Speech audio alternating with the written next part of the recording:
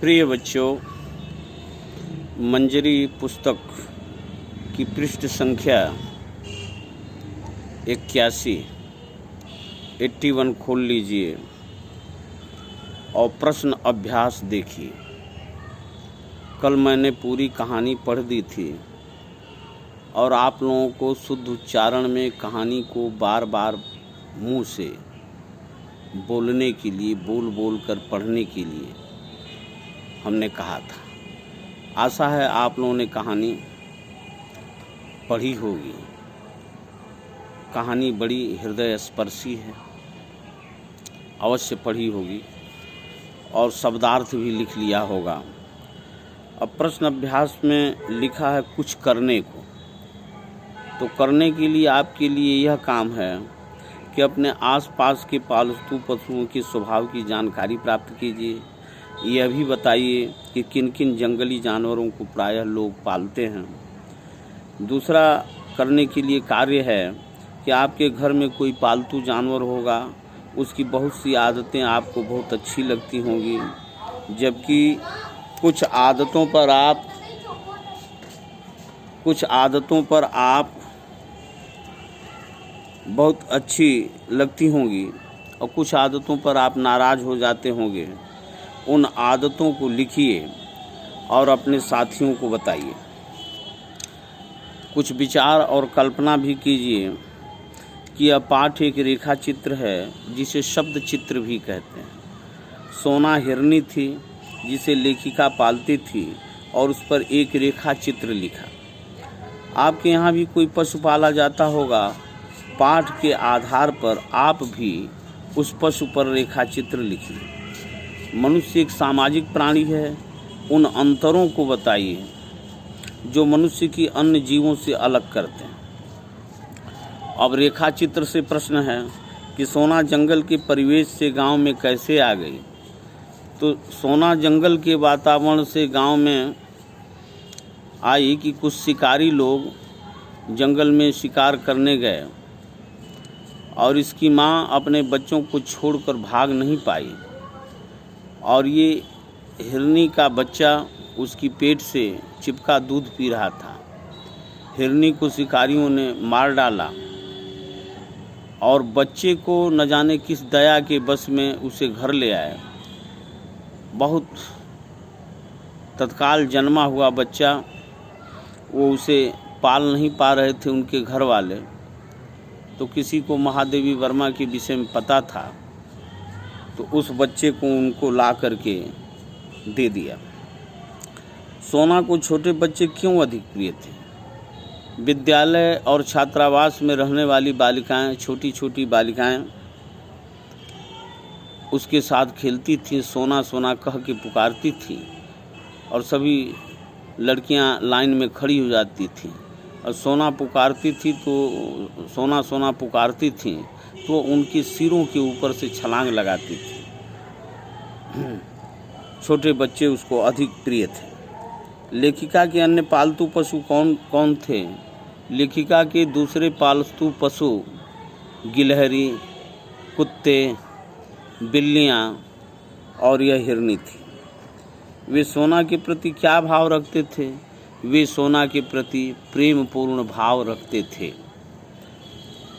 मैंने निश्चय किया था कि अब हिरन नहीं पालूंगी, पर संयोग से फिर हिरन पालना पड़ रहा है। वे कौन सी परिस्थितियां थी जिसके कारण महादेवी जी को अपना निश्चय बदलना पड़ा? महादेवी जी को अपना निश्चय इसलिए बदलना पड़ा क्योंकि तत्काल पैदा हुई वो हिरन का बच्चा लोग संभाल नहीं पाए और महादेवी वर्मा को पशु पक्षियों से अतिशय लगाव था, प्रेम था। इसलिए उसकी मरणासन्न दशा को देखकर उन्होंने अपना निश्चय बदला और इस हिरन के शावक को पालने का निश्चय किया। फ्लोरा सोना के संरक्षण में अपने बच्चों को सुरक्षित क्यों मानती थी? कुतिया फ्लोरा सोना के संरक्षण में अपने बच्चों को सुरक्षित इसलिए मानती थी क्योंकि फ्लोरा की अनुपस्थिति में सोना ही लेट करके उन आंखें बंद किए हुए अभी नए नए पैदा हुए बच्चों को की रखवाली करती थी और उन्हें सुरक्षित रखती थी। अब आगे भाषा की बात है। पृष्ठ नंबर 82 देखिए, पृष्ठ संख्या। ग्रीष्मावकाश शब्द ग्रीष्म धन अवकाश की संधि से बना। इसमें ग्रीष्म में अवकाश में अधन आ हो गया, ग्रीष्मावकाश। उसी तरह शैशव धन अवस्था शैशवावस्था संधि विच्छेद, जैसे ग्रीष्म धन अवकाश वैसे ही शैशव धन अवस्था। छात्र धन आवास, ध्यान से सुनिए और तुरंत कॉपी पर लिखिए। मध्य धन अवकाश, शीत धन अवकाश। दूसरा प्रश्न देखिए, भीतर बाहर और स्नेह प्रदर्शन समस्त पद है। इनके विग्रह और समास के नाम हैं। भीतर और बाहर द्वंद्व समास, जब दो शब्दों के बीच में और लगता हो तो वहाँ द्वंद्व समास होता है। तथा स्नेह का प्रदर्शन तत्पुरुष समास, स्नेह प्रदर्शन स्नेह का, तो ये तत्पुरुष समास हो गया। निम्नलिखित शब्दों का विग्रह कर समास का नाम लिखिए। मृग समूह यानी मृग का समूह, ते तत्पुरुष समास। हाथ मुंह, हाथ और मुंह, इसमें द्वंद्व समास है और छिपाव। उतार चढ़ाव, उतार और चढ़ाव और छिपा हुआ, इसलिए द्वंद्व समास है। व्यथा कथा, व्यथा की कथा, तत्पुरुष समास, इसे लिख डालिए। तीसरा प्रश्न है, कौतुक में प्रिय शब्द जोड़कर कौतुक प्रिय शब्द बनता है। इसी प्रकार नीचे शब्दों में प्रिय शब्द जोड़कर अन्य शब्द बनाइए और उनके अर्थ भी लिखिए। अनुशासन प्रिय, जनप्रिय, लोकप्रिय, न्याय प्रिय, सत्य प्रिय, ऐसे प्रिय लगा दीजिए। प्रश्न नंबर 4, प्रत्यावर्तन प्रतिधन आवर्तन संधि से बना। ई धन आ या हो गया। इसी प्रकार नीचे लिखे शब्दों में संधि करके नया शब्द है। प्रतिधन एक, प्रत्येक, आधा तो हो जाएगा, ये हो जाएगा प्रत्येक। अतिधन आचार, अत्याचार। प्रतिधन उपकार, प्रत्युपकार। इतधन आदि, इत्यादि। उपरिधन उक्त, उपरोक्त, उपर्युक्त, ये है शुद्ध, उपरोक्त नहीं, उपर्युक्त। उपरिधन उक्त, उपर्युक्त, उपर्युक्त।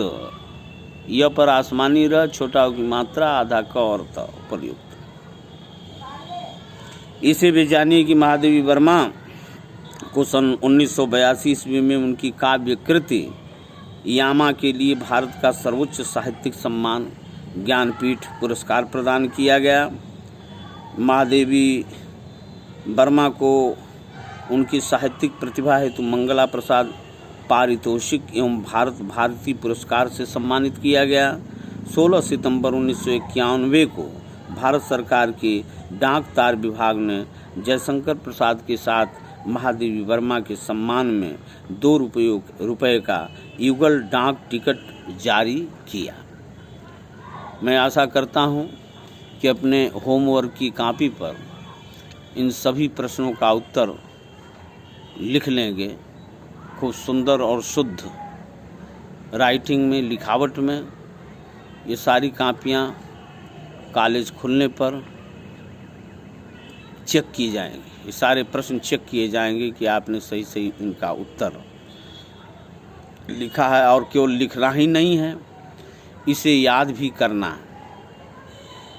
इसके अलावा पर्यायवाची शब्द, तद्भव तत्सम, मुहावरा और लोकोक्तियों का अर्थ और वाक्य प्रयोग इत्यादि भी शब्द रूप और धातु रूप संस्कृत में, अनिवार्य संस्कृत में किताब के आखिर में लिखा हुआ है।